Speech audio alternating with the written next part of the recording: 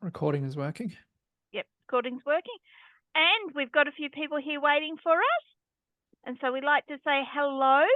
And just while we're waiting for everyone to come in, we just want to test out the chat. So if you guys could just put hi or want to tell us where you're coming from today.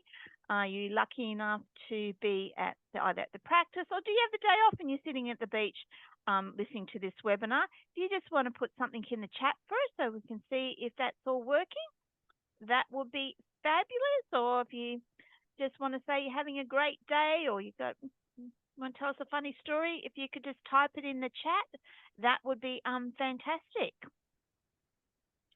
Oh, hi. Yes, there we go. Yeah, hello there. Hi, Kylie.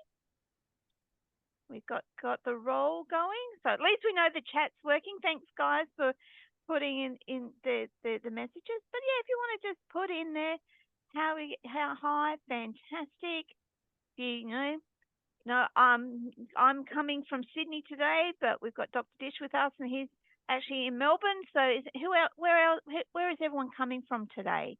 How we Melbourne. Hi. Oh, Carly, you're with our Dr. Dish. You're doing very well down there. Fantastic. Oh, Tassie. Oh, it's a bit chilly down in Tassie. I thought it's going to be cool there today, but hopefully it's a beautiful day in Tassie. There's Cindy. Fantastic. Oh well, we'll be starting right on time, but before the beginning, we just thought,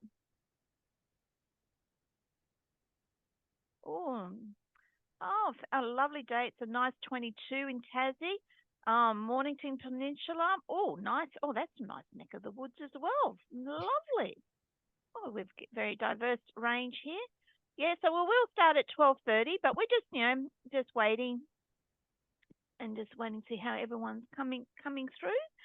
And just say hello to everybody coming through. And just to remind you guys, the chat that you have that you're using right this minute is what you will use throughout the webinar to communicate with us. So if you've got any questions, you can put them in there. We'll more than likely look at the questions at the end.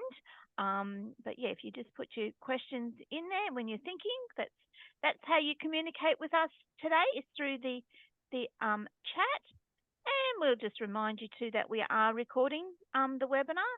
So if you wanted to play it back later, just to recap on anything that is said, you can certainly will have that ability to do that as well. So yeah, we'll get going. So we'll be starting soon. We've just got 2 more minutes for people to trot in. I'm assuming they're all grabbing their lunch and having a quick lunch with us today. That's what I normally do when I watch the webinar, sit down and get my lunch, make myself comfortable. So although I won't be doing that with you guys today, I'll rest assured I'll have my lunch afterwards. I won't be eating with you today. Yeah, so we're doing very, very well.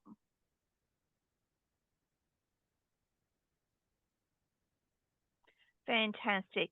And yeah, and we've also letting you know that there is a follow-up email, including the webinar recording, will be sent to everybody that's registered for today. So that's fantastic. Just a reminder of that one. Thank you, Mona, for giving us that update that we have. Fantastic.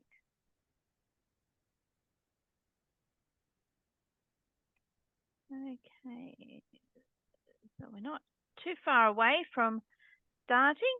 Yeah, we've got a few more rolling in, so that's great. Fantastic. We do. Right on time. So, right on time, and we're going to get started because we do have quite a bit to get through today. So, today, I'm Linda, and I'm going to be hosting this webinar for you today. And I come from the Training Consulting Department within Centaur. And I've also have a background in dental, as has been, I was a practice manager for many years.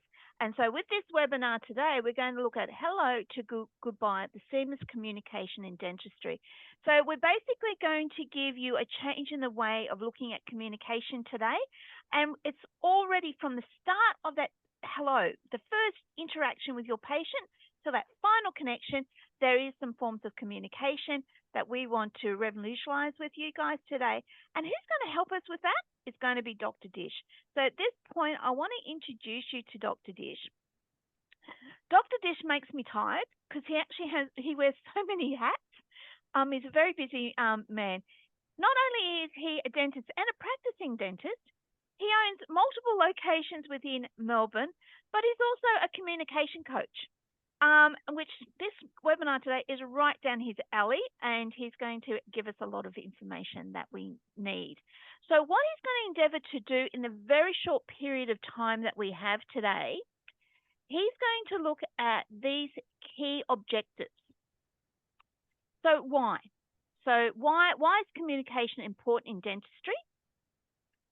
What are the crucial stages of the patient journey in which we must nail patient communication? And he's also going to see how can we how can we integrate these techniques into our dentistry? So these are the key objectives. So with no further ado, I'm going to now pass this over to Dr. Dish, and he's now going to take us down this patient journey and educate us on this hello to goodbye communication. Awesome. Thank you very much, Linda, for that amazing introduction. And hello to all the participants here today. Hopefully everyone is having a really nice day. So let's jump right into talking about some of this communication. So I'd like to first, we know that the chat is working. I'd like everyone to just quickly pop into the chat what they think this is.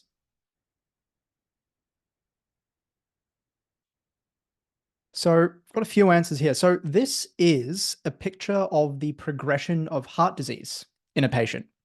And as you can see, with time, this artery from the top left to the bottom right is getting thinner and thinner and thinner. So much so that blood can hardly flow through. So this individual is most likely going to have a heart attack when they're about 50. Now, I've got another picture here for you. Does anyone have any idea what this is? So this is a picture of someone who's just had a massive stroke in the left hemisphere. And unfortunately, chances are this person is going to suffer a loss of several motor and sensory functions. And most likely, they're going to end up in a wheelchair for the rest of their lives. And finally, I've got one more picture for you. Does anyone know what this is? Sure, this is probably ringing a few bells for people. So this is a picture of oral cancer. Now, unfortunately, this individual needed to have the top right half of his jaw removed because this particular form of cancer cannot be treated with chemotherapy. Now, you're probably wondering, what on earth do these ugly pictures have to do with communication in dentistry? Well, here it is. People with some form of periodontal disease and, to an extent, tooth decay are 20% more likely to develop heart disease. They are 4.3 times more likely to have a stroke. And they are 50% more likely to develop oral cancer. Now, it really does illustrate the significance of what we do. And we all have to remember that we are not just in the business of cleaning and fixing teeth, right? We are in the business of saving lives.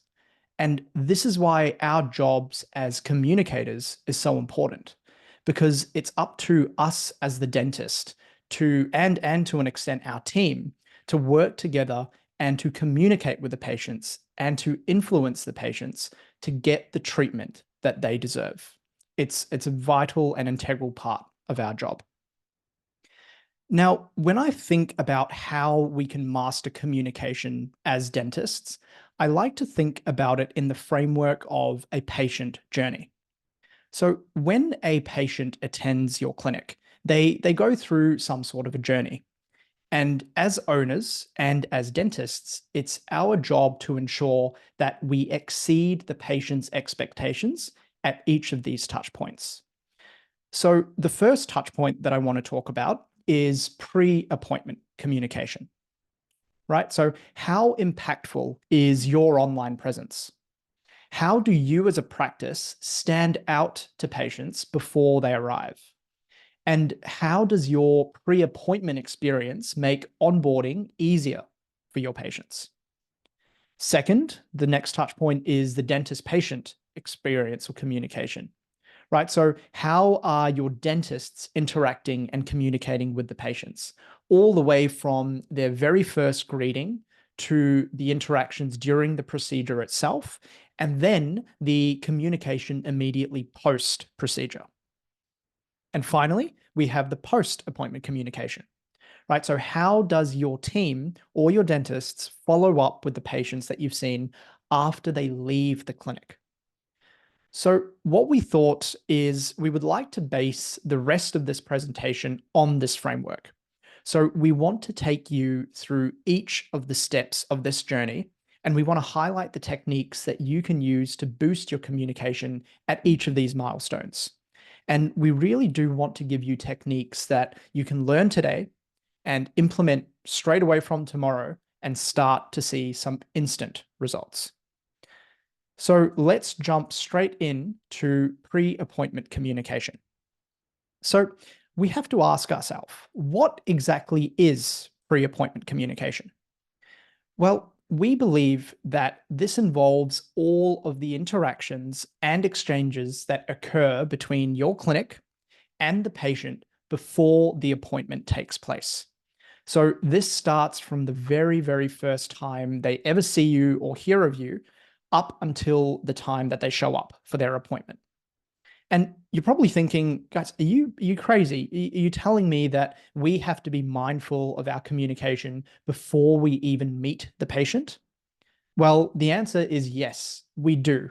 And there's two main reasons why this is so important. Firstly, it's all about the patient experience. When you use these communication techniques effectively, it substantially boosts the patient experience. And that's what it's all about at the end of the day, right? It makes the process of booking an appointment, which most people dread, by the way, it makes that positive and it makes it easy. And you have to remember that the way you execute this is vitally important because this is the patient's first introduction to the clinic.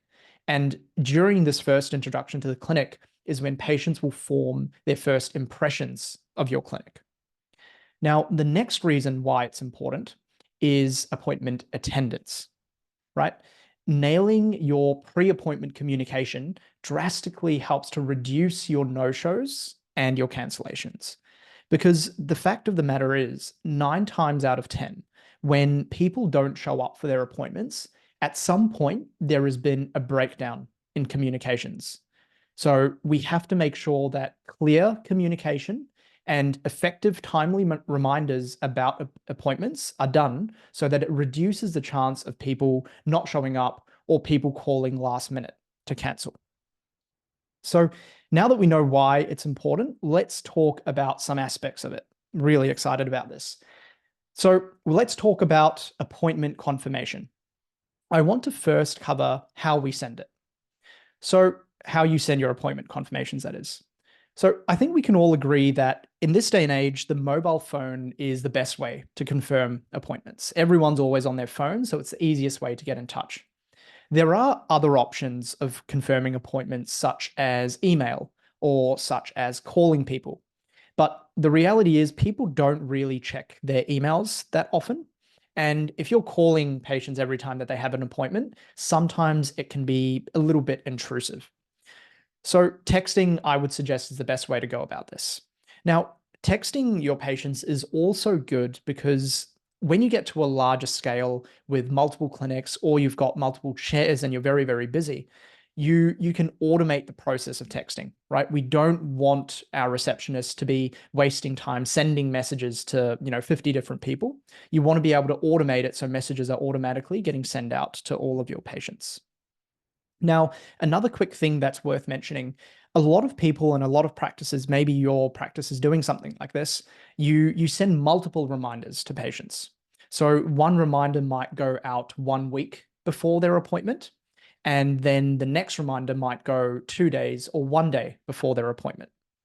So if you're not doing that, I would suggest that you do a little bit of trial and error and really see if this works for you, because using multiple reminders can be quite beneficial, and patients are usually okay to this. And the other thing that's worth mentioning when talking about multiple reminders is to use multiple channels of communication. So, for example, the 1 weekly reminder might be an email that you send first, and then the 1 day reminder might be a text message, because research shows that using multiple channels helps to increase the number of people that actually show up for their appointments. So, we've covered a little bit about how to send it. Now, let's talk about when to send it. Obviously, there's a lot of trial and error involved in this process because most practices are different. The patient demographics of every practice are also different. But the most common thing that we see is 1 or 2 days before the appointment. Longer than that, we find that people tend to forget with the busyness of life. So we want to make sure that we're either doing 1 or 2 days before their appointment, or we're doing 2 reminders, 1 week or 2 weeks before, and then the customary 1 or 2 days before. Now, the final thing that I want to talk about in terms of pre-appointment is exactly what to say. Now, obviously, there are a few things that we have to include in the message. Some things like the day of the booking, the date of the booking, and the time of the booking. But there's also a few other things that we have found very useful, and we do this on a daily basis. We make sure that we include the contact information, and we also make sure that we include the location of the clinic itself. Right, so this is very, very useful, especially for new patients who might very easily get lost, or they may not know where to park. And when these things happen, they can easily call you, or they can easily put the location into their GPS. So please make sure you're including your number, your contact info, and your location in your text messages. Now, the next thing that you need to be doing is you need to be personalizing the message. So you want to make sure that you're using the patient's name, because when you do this, the messages seem a lot more meaningful and a lot more genuine. When you say "Dear Mrs. Jones" as opposed to saying "Dear patient." I know that it's a very, very small thing, but when you add all of these things up, it actually makes a massive difference. And one last trick that we use is emphasizing the importance of the appointment or slot. So we would say, "Dear Mrs. Jones, a friendly reminder for your dental appointment at 3 p.m. tomorrow." And then the way to emphasize it is by saying, "We've reserved this slot just for you, and we can't wait to see you tomorrow." When you say a simple sentence like the fact that you've reserved the slot just for them and we can't wait to see you, it really does emphasize the importance of the appointment, and it makes it much harder for the patient to say no, or for the patient to cancel on you last minute. Linda, did you have anything else that you wanted to add to the appointment confirmations at all? Oh, yes, I do. Um, I'm sort of giddy with excitement because everything you've mentioned, we can actually do in Dental Windows. We can automate all of that. So once you've set it up, we can do it very much exactly what Dr. Dish has said. And I just like the comment too. I'm really behind doing that personal connection with your messages. I just know myself, and you've got to see things from a patient's perspective. I know if I get a personalized message, I'm more engaged than if it's just, oh, generic, you've got an appointment. I go, oh, yeah, right, I've got an appointment. But I just think putting that personal touch, I think, was a fantastic suggestion. Really, I really like that one. Yeah. Awesome. Linda, off to you. I think we're talking about a few more pre-appointment things you wanted to cover. Yeah, it's over to me. Yeah, I believe I'm now going to look at um, what to expect when you visit your practice. And the first point of call will be your website. So a lot of people, their first point of communication with you will be your website. This is where they'll get to know you. And as we all know, patients, when they're booking appointments, it is emotional. So hence why, Dr. Dish says put that personal touch to your communication. But it's that same with your website. So websites are a good way of letting them know why. Why do they want to come to you? What makes you stand out above the rest? When there's three other practices in the same street, why would they want to come to you? That's a really great way to get involved with your patients. And what will they expect when they come to the practice? So that they know they've got a general idea before they even get there what they will be expecting from the practice. What will they do? What will they need to do? Do they need to come earlier? Or, do you have the beauty of that they can fill in forms before they get to the practice to alleviate that anxiety by waiting in the patient lounge while they come along? The other beauty with your website is you've got the ability to meet the team. So that great beauty of actually putting up the team. And I'm a little bit biased because I always say when I meet the team, when you say meet team, I would like to see the dentist, but I also would like to see the staff that I'll be seeing, because the first person that walks through when I walk through the door won't be the dentist.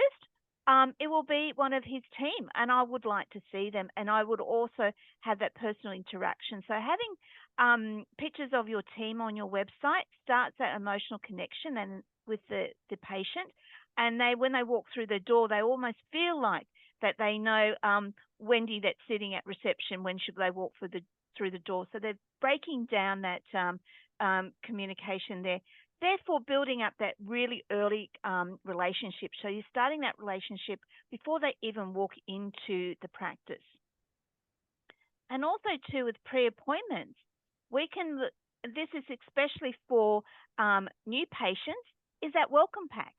Having a welcome pack. Now, I know we all give them little goodies after they come into the practice, but what's that welcome pack before they come in? So if it's a new patient, what do they need to know about your practice? Do you have a privacy policy that they need? What's the cancellations? What's the payment? Do you have flexibility of payments available? So they've got a guideline of what is once again expected in the practice by coming through the welcome pack. But also too, it gives the easy onboarding easier. So by the time they get to the practice, they already sort of know that information, and you can just then reinforce it while they're at the practice. And then that accessibility information too, meaning that people, when they come to the practice, it's usually the first time. So this is a perfect opportunity to let them know how easy it is to get to your practice. Is there parking at the back of the practice? And, if they're in a wheelchair, what's their accessibility? Do they come in is there a back door for them to enter with the wheelchair? Or what where do you park? Or is there public transport? Is there a bus that stops right out the front? These are the things that start that communication and start building that communication with the patients that we go through. So on that note, I now will hand it over to Dr. Dish. So, all of this stuff is so important, but you guys are probably most likely thinking, why is this stuff so important that we have to talk so much about it? You're probably thinking that if a patient comes in and you give them some good dentistry, then everything will be hunky-dory. But I'm here to tell you that you really couldn't be further from the truth. We have to ask ourselves, especially in this day and age, what is really important to the patients, right? And you can find this answer for yourself when you just read some of your Google reviews, right? Google reviews are the perfect indicator because it is literally the patients telling you what they value.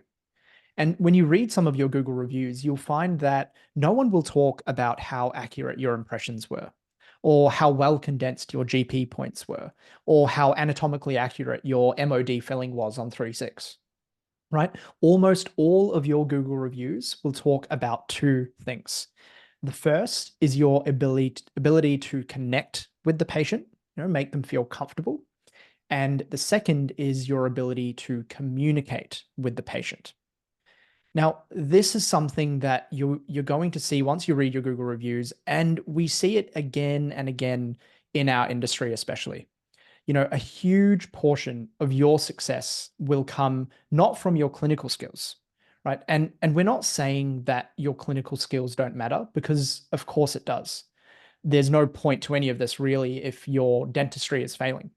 But if you really want to make a difference in people's lives, whether it's as a clinician or as an owner, then a lot of your success will be directly attributed to your ability to connect with the patients and communicate with the patients. So not just your clinical skills, but also your communication skills.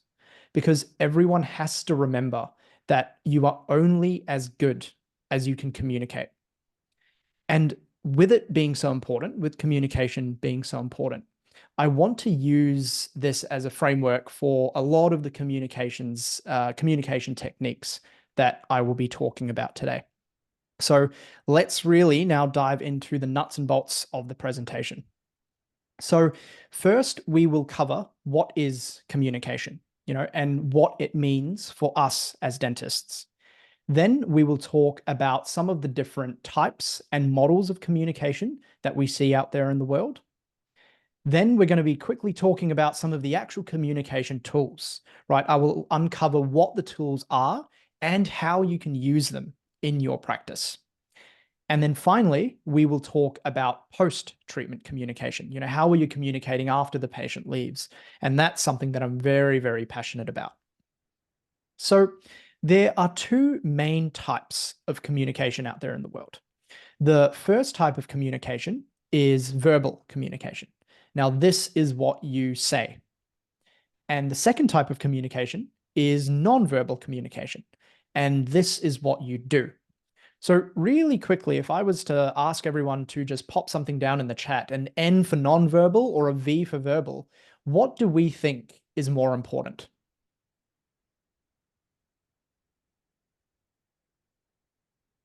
Yeah, if everyone can just do that in the chat for Dr. Dish, put a V if they think verbal is more important, or N for non-verbal is important. Or if you think both, put both. Thanks, Cindy.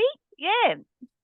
Yep. So, yeah, you guys are right. Look, non-verbal, Cindy, as you said, is infinitely more important than verbal communication. Non-verbal is much more important. And this isn't just me saying it. This is research based. And it's research based with this rule called the 7, 38, and 55% rule. Now, it's actually based off a study which was done. And in the study, they found that when we communicate with others, only 7% of your message is actually conveyed by the words that you use. Only 7%. The other 93% of your message has nothing to do with what you say, but everything to do with the way that you say it. So 38% is about the way that you use your voice, aka your tonality. Are you shouting? Are you whispering? And 55% is the way that you use your body. So your body language, have you got your arms crossed? Have you got an open posture? So it's infinitely more important to be, mindful of your non-verbal communication, not just your verbal communication. And because it's so important, a lot of the communication techniques that we will cover today will focus heavily on the non-verbal aspect of communication. Now, before I dive into that, I wanted to quickly cover some of the, communication models that we see dental clinics out there using. Now, the trend, unfortunately, that we see in our industry is a provider-centric communication model. Now, this is what we don't want to be doing. A provider-centric communication model is a more traditional model in which the provider or the dentist strictly controls the flow of information and decision-making during patient interactions. So some of the hallmarks of this kind of dentist-patient interaction would include minimal empathy and listening, right? In this type of interaction, the dentist is not really hearing the patient in front of them, but they're merely just listening to the symptoms and ready to, form some kind of response. So how many times has a patient come to us and said, I feel like the other dentist didn't really care or understand or hear what I was wanting, right?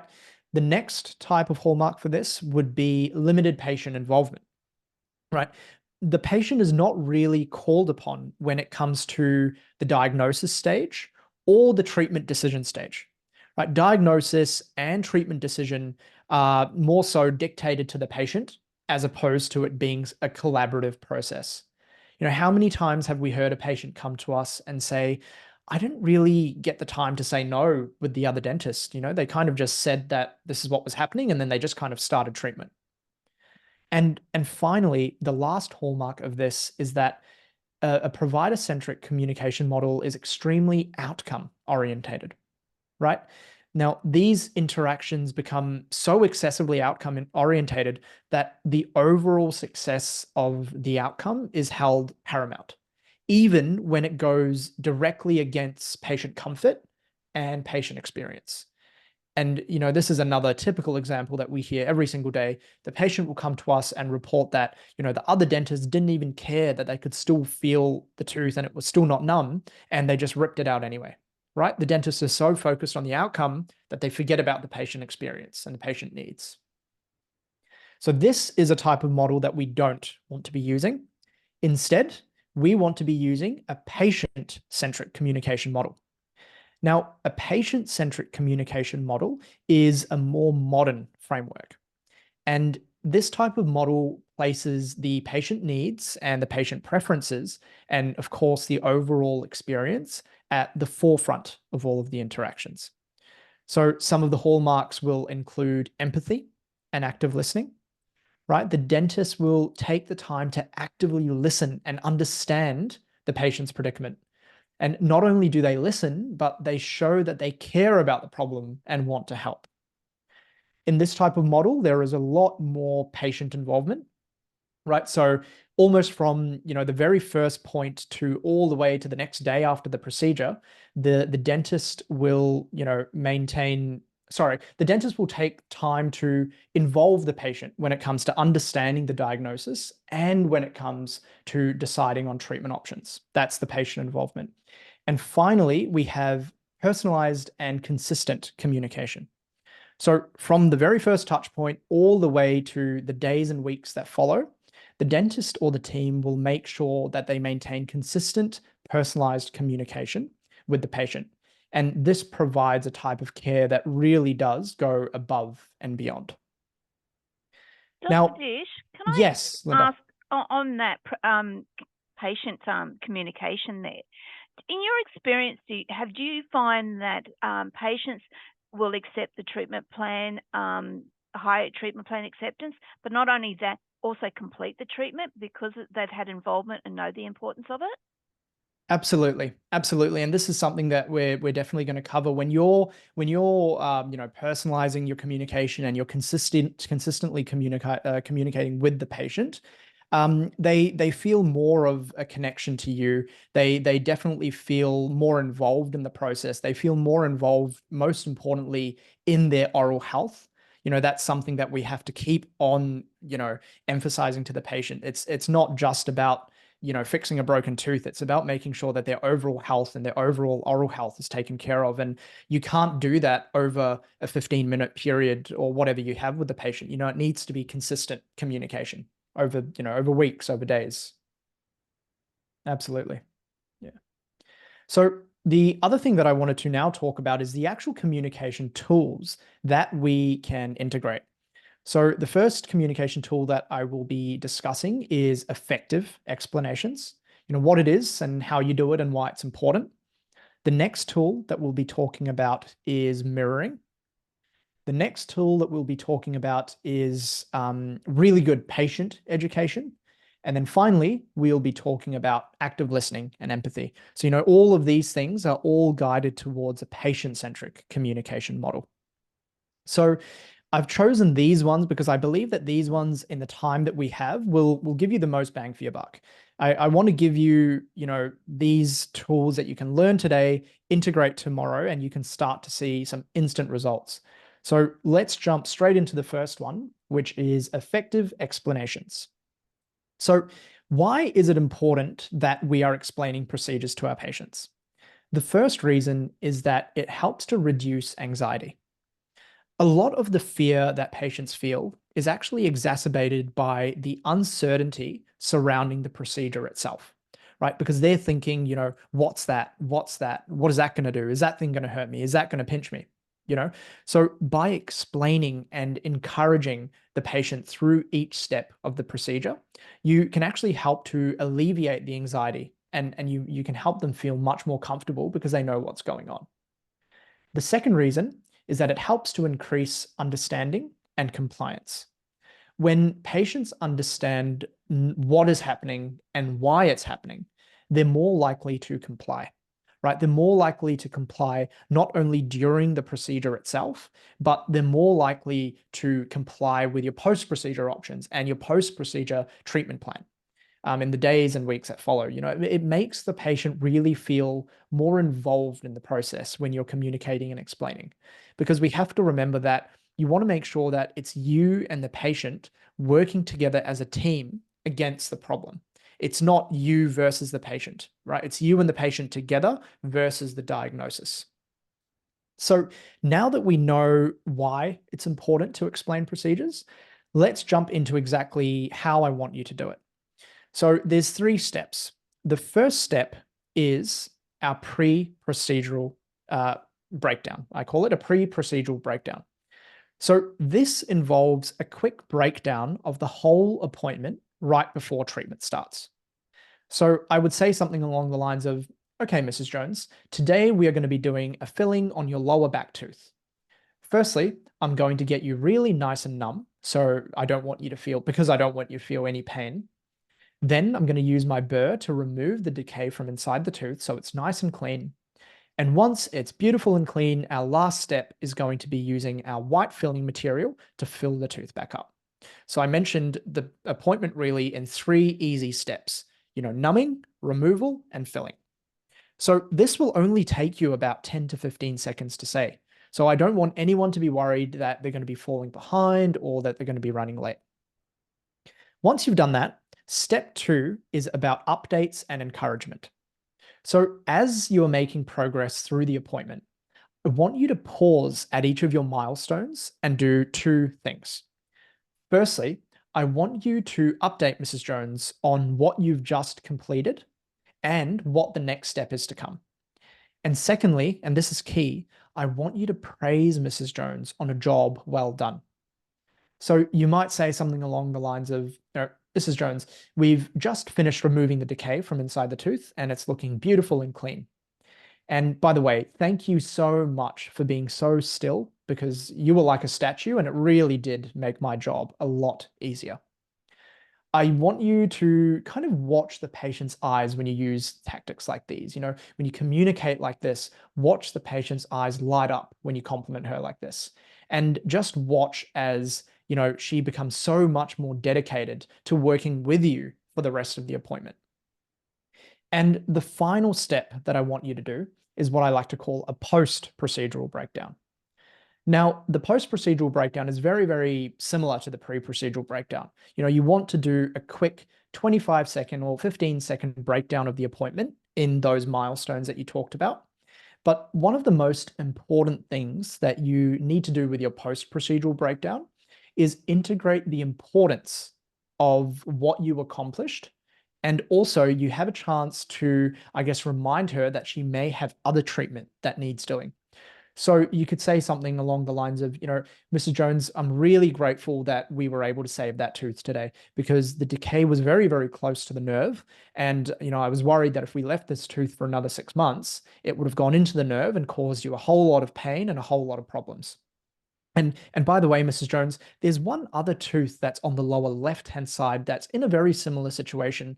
So it's really important that I see you next week so we can fix that tooth up as well. So Linda, do you think that, from a patient's perspective, you would find this useful? Definitely. Definitely. Yes. I think when you give them the clear, easy to understand, but I love the part where you say you praise them. Everyone likes to be praised and had a pat on the back. And so they feel like there's some encouragement, then it's more likely for them to take it on board. Yeah, I totally agree. Awesome. Yeah. And this is the response that you'll get from the patients as well. They will be extremely thankful to you for talking them through the whole thing and making them understand, so that they're not worried about what's happening. They know exactly what's going on, and they will love you for it. So really do try and include this. Now, the next thing that we're going to be talking about is mirroring.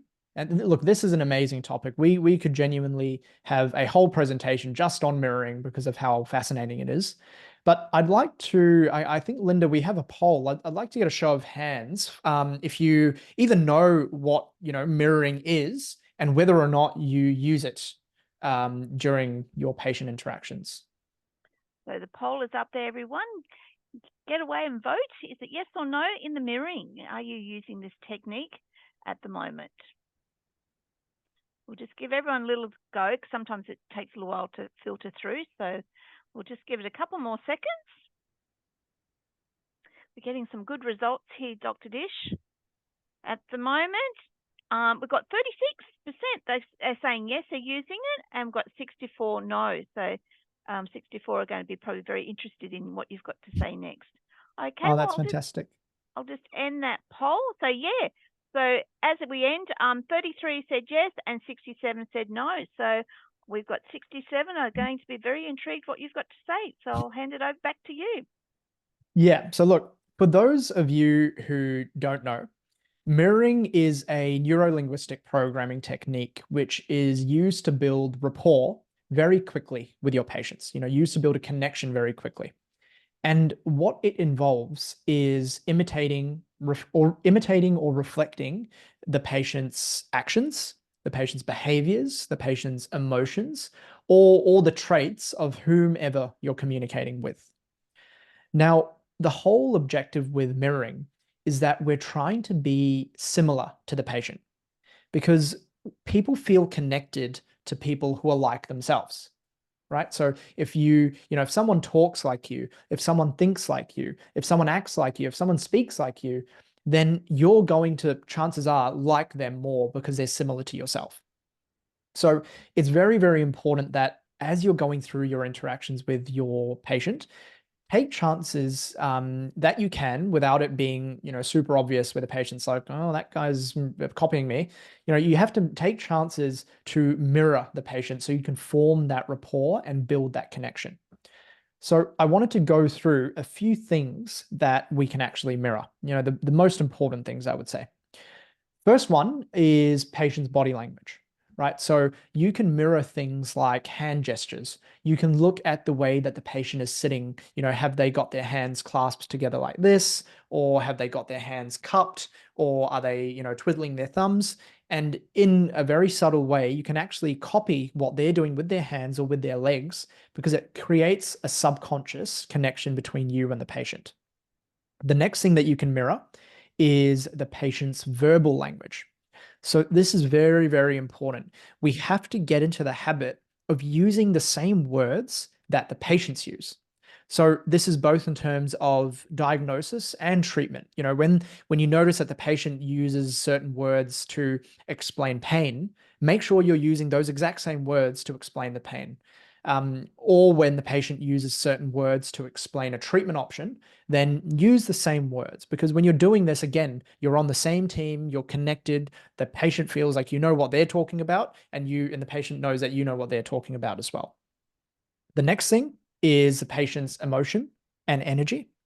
Have to be, I guess, very, very, you have to be very, very careful that when you're using these types of tactics, it's all about making sure that you want the patient to feel connected to you. You're not doing this so that you can trick them. You're doing this so that you can actually help them. A lot of people might think that, oh, you're being a little bit devious, but it's not about that. You're doing this because you want to make sure that you can provide the best type of treatment for your patients. And if the patients don't feel connected to you and don't feel, comfortable with you, they're not going to come back. So using emotion and energy is a really, really important one. If you notice that the patient is kind of shy, a little bit quiet, then you also want to dial it down a little bit. On the other hand, if you notice that they're kind of more energetic and they're more lively, then I guess you want to also lift up your energy and match them at that level. And finally, we have the patient's volume and speed when talking. So this is the exact same theory, right? If the patient comes in and they're talking really, really slowly and they're really, really calm, then you need to also slow down your speech. But if a patient comes in and they're talking really fast and they're really excited, then you might also need to lift up your energy and match that patient.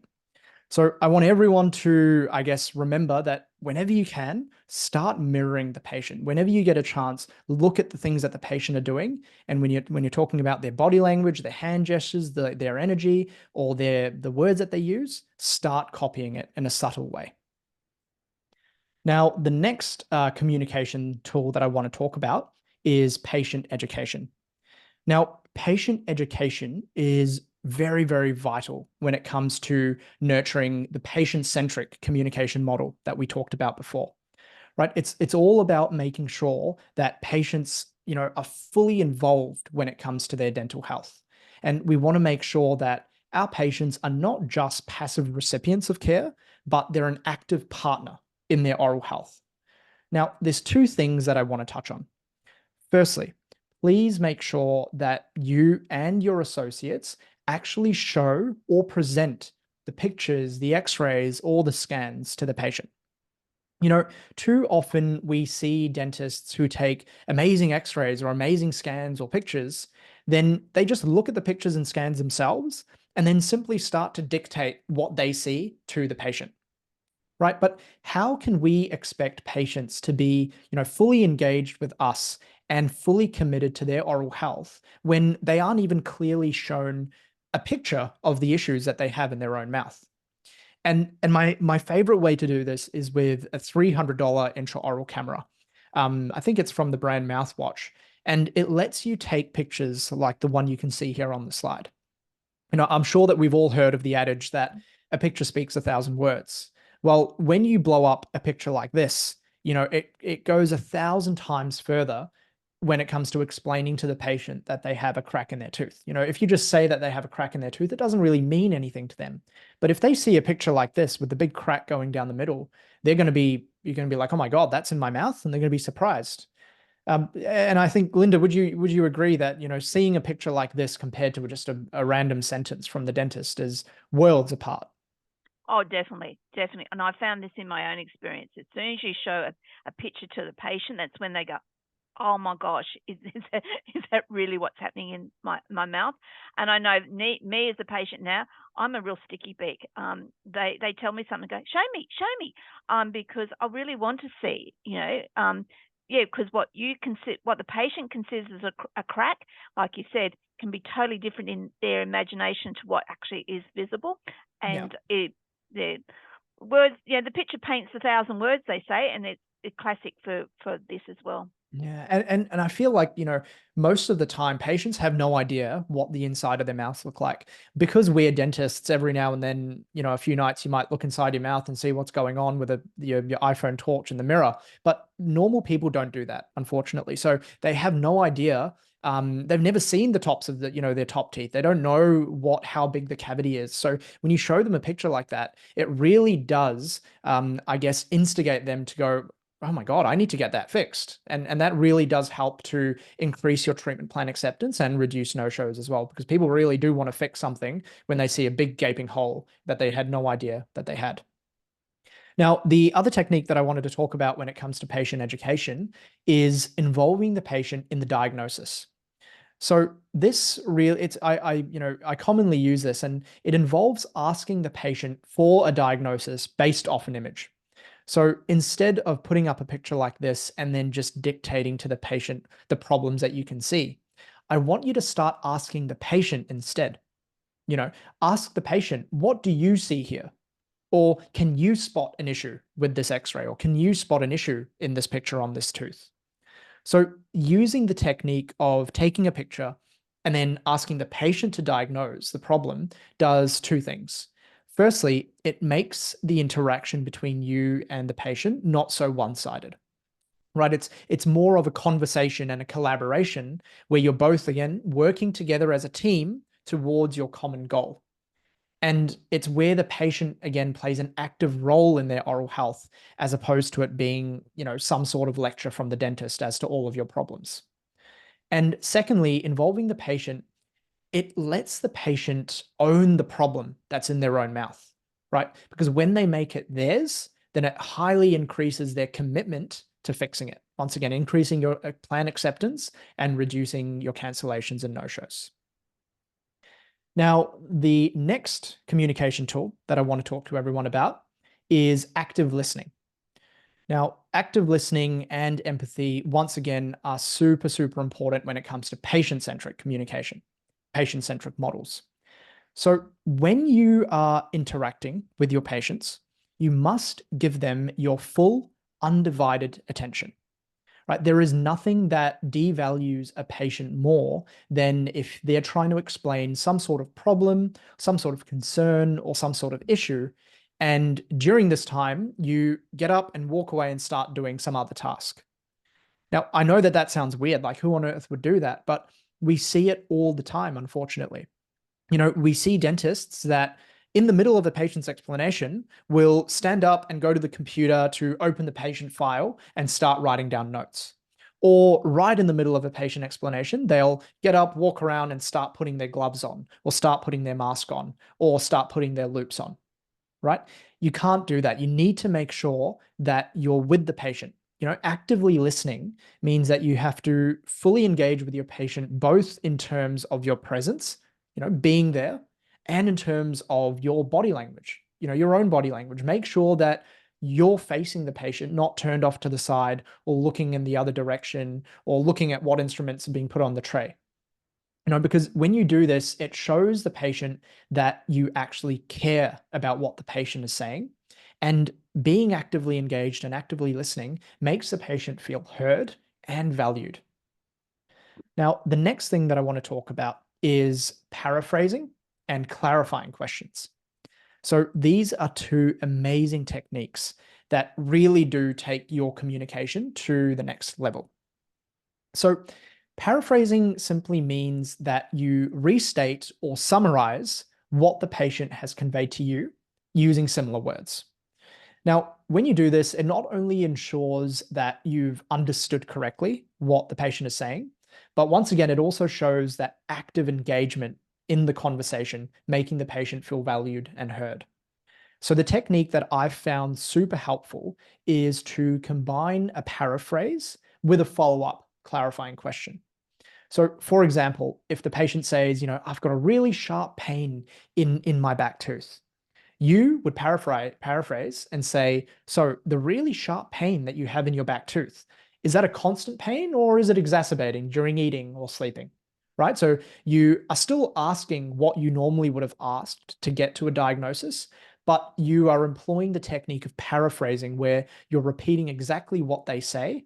Plus you're using, remember about the mirroring, you're using the same words that they use, which again makes that your patient feel connected to you. The patient will feel that this dentist knows exactly what I'm talking about. So it really does, make the patient feel that this dentist understands me.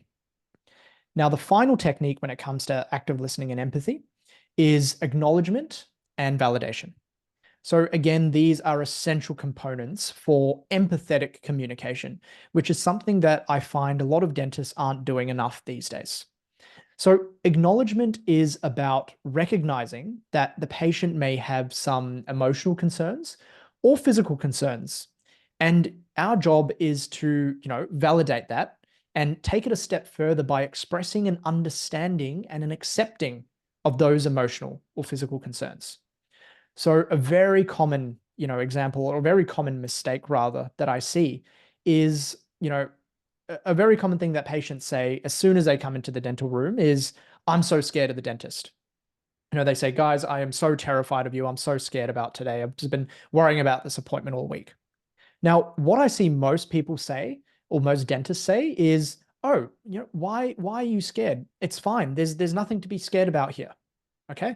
Now, this is not what you want to be saying.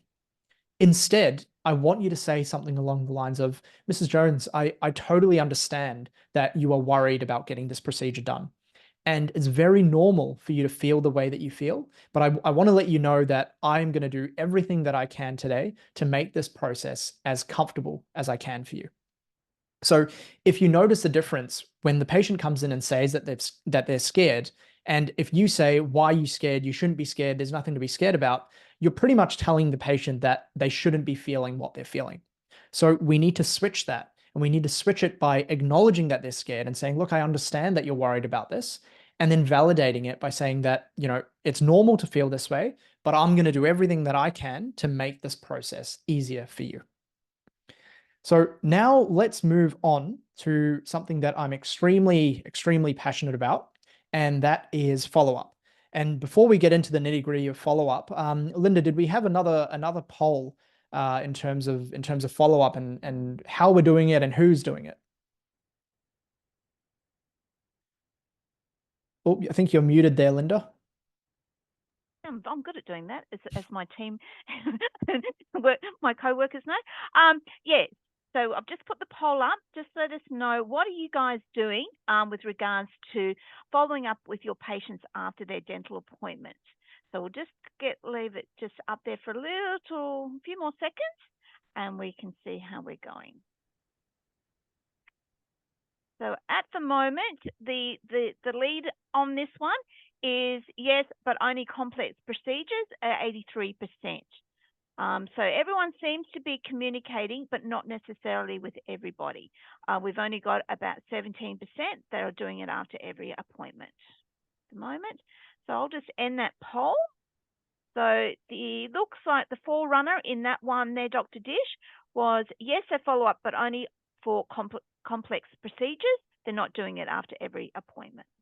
Yeah, and I think that that's something that we usually see in the industry. You know, we know that people do understand that they do need to check in on their patients, but I think what people miss is exactly how to do it, and why it's so important as well. So that's, you know, that's what we're going to be talking about now. So, you know, everything that we've covered so far in this webinar, all of the communication techniques that we've covered, it's been all about when the patient is coming into the clinic and about when the patient is actually in the chair, you know, the dentist-patient interaction.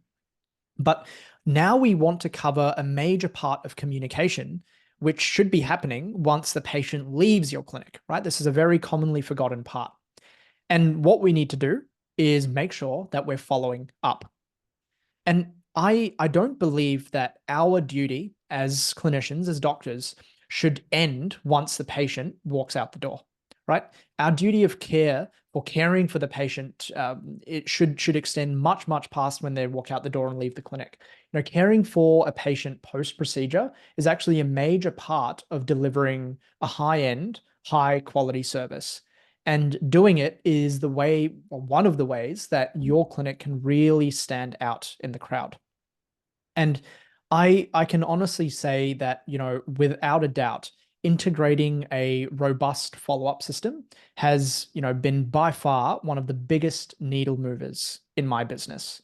And it makes sense, right? Because if you just, you know, stick with me through this thing, if you provide a 5-star amazing service, right? And then the very next day, you follow up with your patients to make sure that they are okay. This makes them feel valued, makes them feel cared for, and at the right time, in the right way, you ask for a Google review. Now, in most cases, when they're very happy with the service that they received, your 5-star service, they will leave you a Google review if you ask them in the right way at the right time. So this huge influx of Google reviews, along with word of mouth, is what really helps to boost your new patients, and your existing patient numbers. And then once again, you go back to the start where they get an amazing service, then you follow up with them again and ask for the Google review. Now, the key, once you understand this, is, well, okay, this makes sense, but how exactly do I do this? And then what we're going to be talking about is not only how do you do it, but how do you automate this process so that it's happening without you having to be concerned about it. So let's dive a little bit deeper into our follow-up system. So the first step of our follow-up system involves contact, all right? We have to make sure that we are maintaining an open communication channel with our patients. So every single day, your front desk should get in contact with almost all patients from the previous day.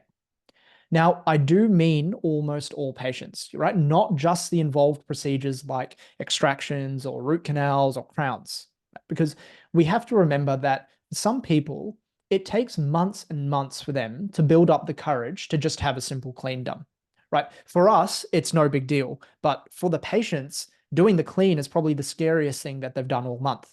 And it's important for us to treat their appointment with just as much importance. So that's the reason why when we follow up, don't just do it for the involved procedures, do it for almost all procedures.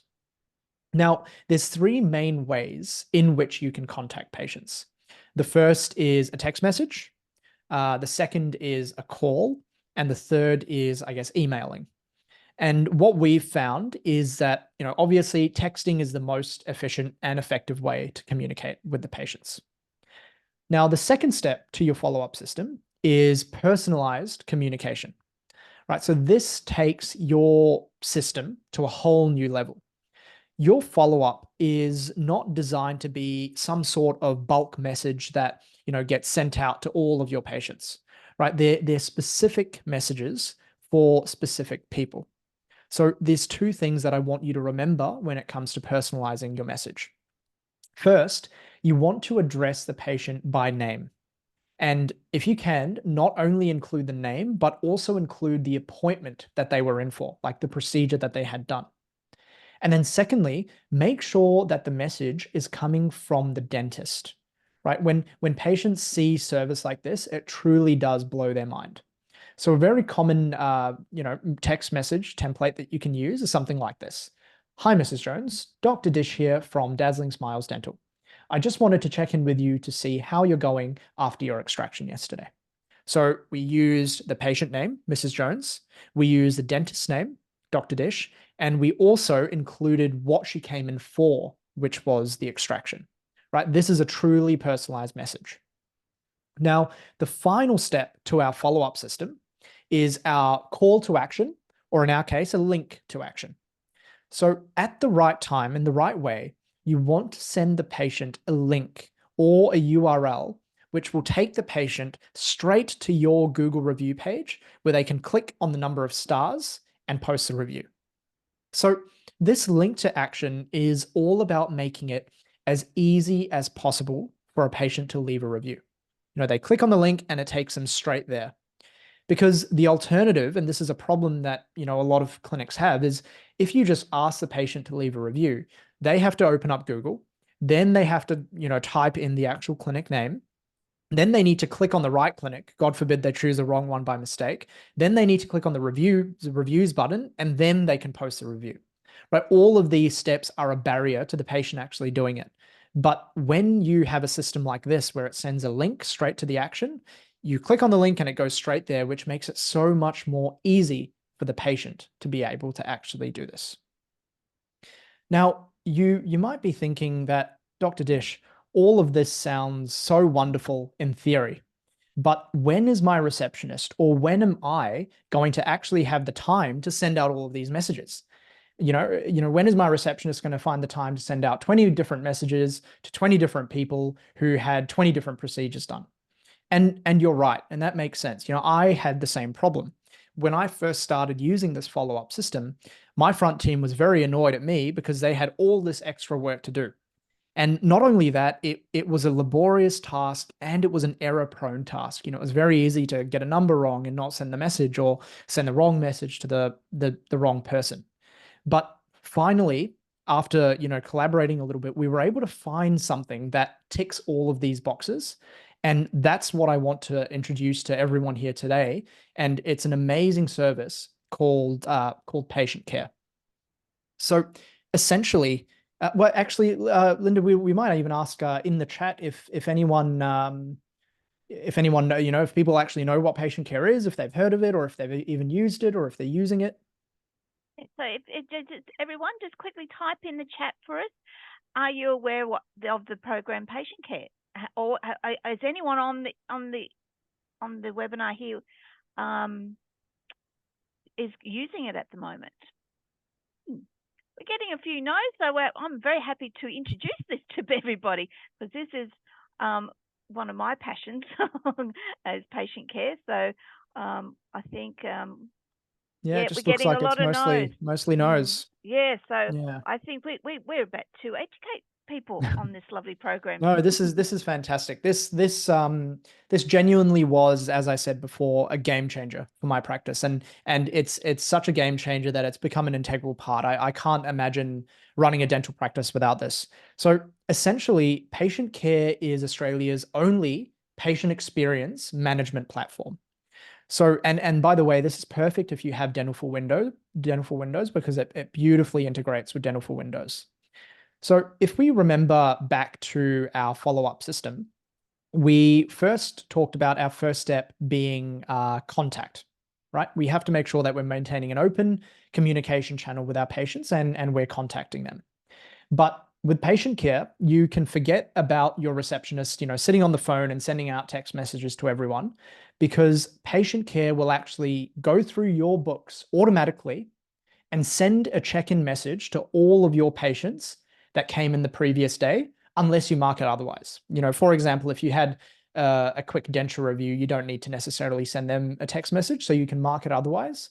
But other than that, it will automatically go through your books and send the check-in message to all of the patients. Now, the second step that we had was personalized communication. Well, patient care takes that out of your hands as well. Because patient care is kind of integrated with your Dental for Windows books, it already knows the patient name. It already knows the dentist's name, and it knows what procedure that the patient came in for. And it does this because it also reads your item codes. So for example, if a patient came in with 311, patient care will know to send a check-in message mentioning extraction because it reads 311. And then finally, the last step of the follow-up system, which was the link to action or the call to action. Well, as soon as the patients reply to this message or give us some sort of feedback, which is hopefully positive, with the click of one single button, your team can send that link to action straight to the patient's phone for them to click on and go straight to the Google review page where they can leave a 5-star review. The beauty of this that I really want to remind everyone too is that all of these steps, the contact, the personalization of the message, and the link to action, all of this you would have spent a grand total of 0 minutes on, because patient care automates all of that. You don't need to worry if patients are being followed up on, because they are automatically being followed up on with a beautiful personalized message, and you get all of that feedback so you can actually not only know if your patients are okay and address any concerns, but you can also use the feedback to help yourself grow and your team grow. So this is something that is truly, truly, truly amazing. Linda, did you have any more to add about patient care?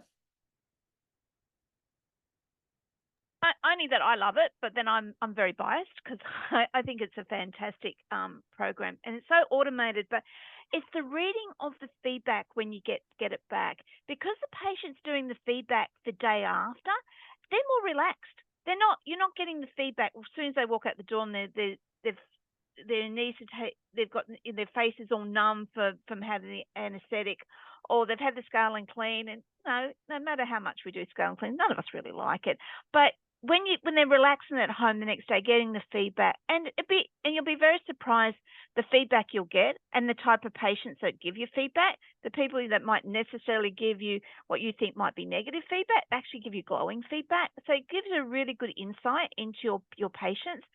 And I think it's great in the sense that it's the ability to do on no matter what treatment, because everybody thinks, oh, you don't need it for an exam. Well, actually, a lot of things happen. You may not meet the patient's expectations.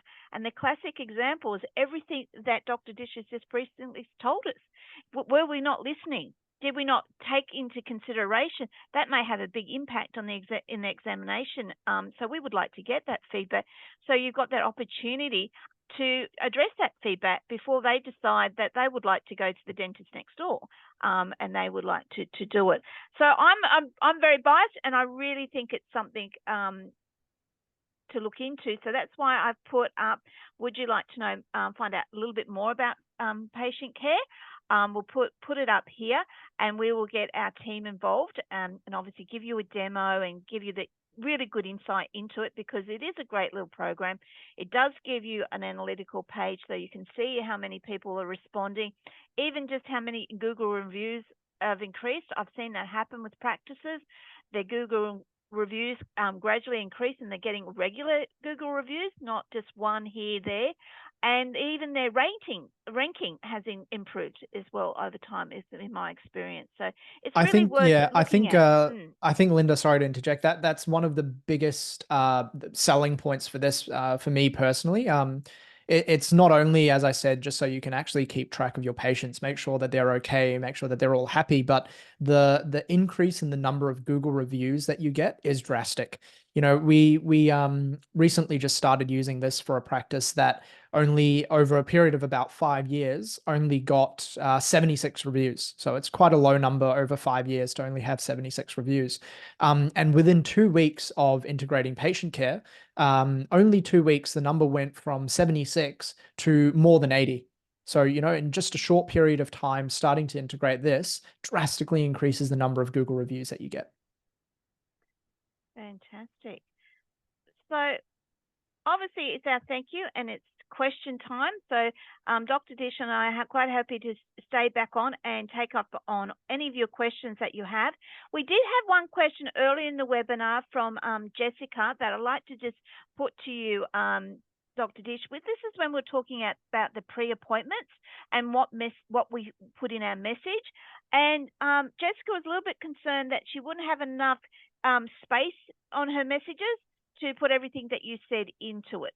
I think she's concerned about the character limits with your SMSs. Any tips on what you suggest there? Yeah, look, it is a valid concern. I mean, you can always, I guess, increase the number of I believe that it would potentially go into 2 SMSs. Is that how Dental for Windows works, Linda? Yeah. That's exactly right. That's exactly right. Yeah. So you can write as many characters as you like. It will just change the number of SMSs that it will be. Yeah. So if there's certain things that need to be included, or if there's certain things that help, I guess, increase the number of patients that are actually showing up and not getting lost, or the number of patients having a good experience, and also reducing the number of no-shows and cancellations, it might be worth to include it and have it go as two SMSs. Okay, so like I said, if you've got any questions, just put it into the chat for us. Obviously, Dr. Tish is giving up some valuable time for us, so I'll take the opportunity to ask him any questions. I felt this webinar, he got me really enthralled, and I really just loved it. I think the whole idea of personalizing it, putting it down that the patient isn't just a number walking through the practice and just another one we click off and walk out the door, I think was a very key note. I really thought, from my perspective, the mirroring is classic. It's, you do feel more connected with people who seem similar to you. So I thought that was very good. And obviously, listening was big key indicator there. So if anyone's got any questions, I think you probably gave them so much information, Dr. Dish. We don't have any questions, but we do have Mona, who's just reminding us that yet again that, guys, we will be sending out an email tomorrow with the recording of the webinar for everybody that's registered today. So you will be still getting recording of that. But I think we might end the webinar there. So I think we must have answered everyone's questions and got them excited. So Dr. Dish, I'd like to say thank you so much in giving up your time and sharing such a very informative and very practical webinar, that all the techniques, I hope everyone can go back and implement in their practice, and they could almost do it this afternoon. So on that note, I would like to say thank you, Dr. Dish. Thank you. Yeah, thank you to everyone who was attending, and thank you to Centaur for organizing it as well. Fantastic. So on that note, everybody, have a good afternoon.